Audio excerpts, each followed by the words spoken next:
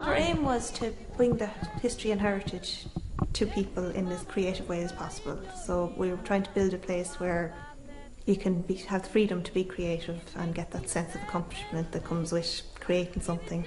I did a creative embroidery class which I really enjoyed. I created a picture for my friend's wedding and it was a great experience, really enjoyed it, and I've brought kids out here in the past and there's been such a positive buzz about the place and it's such a great thing for Longford. I was one of the last teachers here to teach when it was a primary school, and I was here till 1977.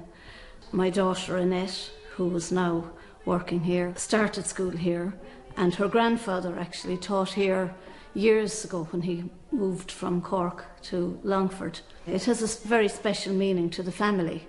And now my grandchildren come out here and attend classes. They love to come out to the art classes, and we come out ourselves for coffee. And this is like a second home for Joni here. She loves coming out to the art place, as she calls it. And she comes out most Thursday mornings. They have a toddler morning where they do painting and Play-Doh and dressing up. And what else do you do, Joni? Lots of different art-based stuff. And even we love coming over just to have a cup of coffee in the coffee room, and it's a great area for them to play. I've been volunteering here for a few months now. I met Anne and Annette and they were telling me about how they completely believe in learning through creativity, and I completely believe in that because I think it benefits a lot more than what people think.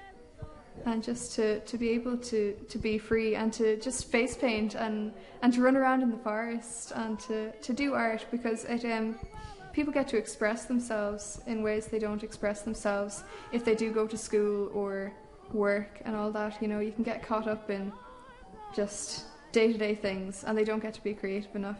Mither was king of the Danann. He lived in a fairy dune with his wife Cumnock. One day he crossed a stream. He saw a maiden preparing to wash her hair.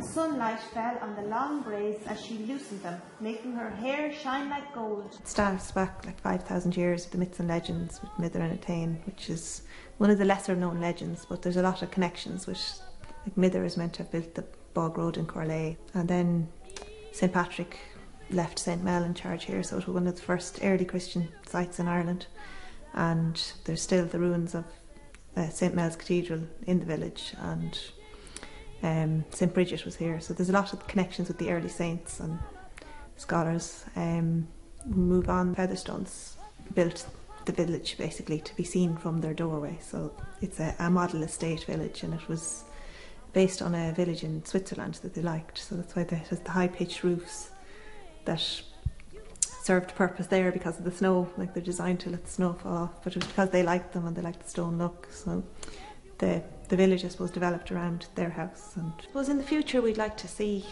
like that we could further develop on what we have here, and there is so much potential that we could do. And for the summer we're running programmes for tourists, locals who can just drop in and do an art class and then, you know, spend some time at the coffee shop, have a tour of the village. They could come in the morning and have a tour and then have a leisurely coffee, and then they could do a lovely art class with their family or on their own. It's all up to them. Yeah, we're trying to focus on families rather than us just saying, you know, doing a summer camp where you drop the children. It's more a family thing, so the events are always for families. We like to encourage mammies and daddies to remember what it's like to be a child and play with clay and paint and draw with your children because it's great fun. Come on, hear me cry, what about